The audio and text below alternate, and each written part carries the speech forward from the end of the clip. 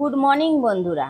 আমি আজকে আবার একটা দারুণ স্বাদের রেসিপি নিয়ে চলে এসেছি। আমি আজকে বানাবো সজনে পাতা ভাজা। সজনে পাতাটাকে ভালো করে বেছে ধুয়ে কেটে পরিষ্কার করে নিয়েছি। পরিমাণ মতন পেঁয়াজ কেটে নিয়েছি, আলু কেটে নিয়েছি, বেগুন কেটে নিয়েছি, রসুন আর দুটো কাঁচা লঙ্কা নিয়েছি আর বড়ি নিয়েছি। রান্নাটা করার জন্য গ্যাসটা জ্বালিয়ে দিয়ে কড়াটা বসিয়ে দিয়েছি। কড়াইতে আমি পরিমাণ মতন জল দিলাম। প্রথমে আমি সজনে শাকগুলোকে আমি একটু ভাপিয়ে নেব। জলের মধ্যে দিলাম হাফ চামচ হলুদ আর দিলাম হাফ চামচ নুন, দিয়ে মিশিয়ে নিলাম জলের সঙ্গে নুন আর হলুদটাকে। এবার আমি সজনে পাতাগুলোকে দিয়ে দিলাম। সজনে পাতার মধ্যে একটা তেতকুটি ভাব থাকে, এই নুন আর হলুদটা দিয়ে আমি যদি একটু ভাপিয়ে নিই তাহলে ওই তেতকুটি ভাবটা একটু লাগবে না।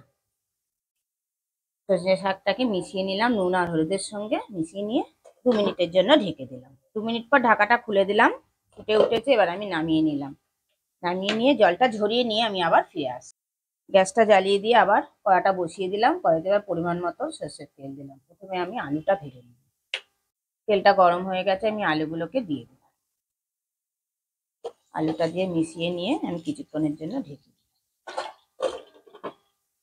কিছু মাঝে ঢাকাটা খুলে দিলাম।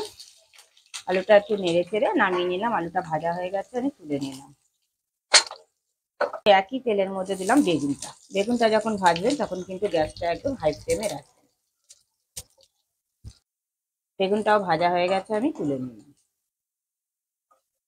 এবার ওই একই তেলের মধ্যে দিলাম বড়িগুলো। বড়িগুলোকেও আমি একটু লাল করে ভেজে নেব। বড়িগুলোও ভাজা হয়ে গেছে, আমি তুলে নিলাম। আবারও আমি 2 টেবিল চামচ তেল অ্যাড করলাম।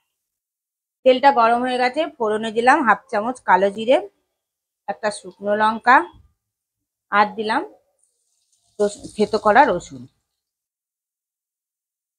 তার আমি ফোড়নটাকে ভেজে নেব যতক্ষণ না ফোড়ন থেকে একটা সুন্দর গন্ধ বেরোয়।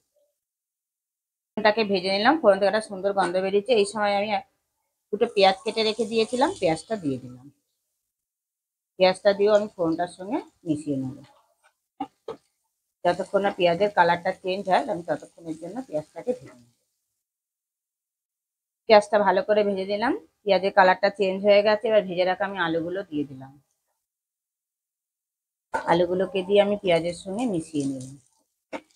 মিশিয়ে নিয়ে এবারে ভাপিয়ে রাখা শাকটাও দিয়ে দিলাম।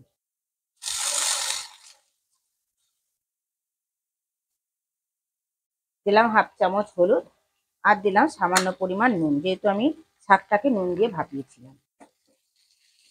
শাকটা আলুটার সঙ্গে মিশিয়ে নিলাম। দিলাম দুটো কাঁচা লঙ্কা, দিয়ে আমি কিছুক্ষণের জন্য ঢেকে দিলাম। কিছুক্ষণ বাদে ঢাকাটা খুলে দিলাম। আবার একটু নাড়াচাড়া করে নিলাম। ভেজে রাখা বেগুনটা দিয়ে দিলাম আর দিয়ে দিলাম ভেজে রাখা বড়িটা,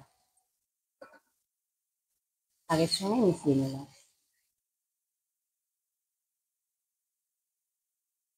আবারও কিছুক্ষণের জন্য ভেজে নেব।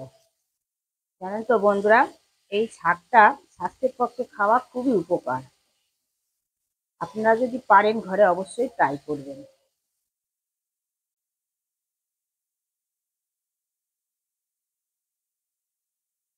শাক ভাজাটা আমার কমপ্লিট। গ্যাসটা অফ করে দিলাম। আরো 2 থেকে 3 মিনিট আমি স্ট্যান্ডিং টাইমে রেখে দিই। চলুন এবার আমি শাকটা একটা পাত্রের মধ্যে ঢেলে নিই। গরম ধোয়া ওটা ভাতের সঙ্গে খেতে অসাধারণ লাগবে। আপনারা ঘরে অবশ্যই ট্রাই করবেন। আর যদি ট্রাই করেন তাহলে কমেন্ট বক্সে আমাকে জানাতে একদম ভুলবেন না। ভিডিওটা যদি আপনারা ফেসবুক থেকে দেখে থাকেন তাহলে ফলো করে নেবেন এবং প্লিজ আপনাদের বন্ধু বান্ধবদের মধ্যে একটু শেয়ার করে দেবেন। আর যদি ইউটিউব থেকে দেখে থাকেন চ্যানেলটাকে সাবস্ক্রাইব করে নেবেন, পাশে বেল আইকনটা প্রেস করে দেবেন নতুন নতুন ভিডিও দেখার জন্য। আপনারা ভালো থাকবেন, সুস্থ থাকবেন।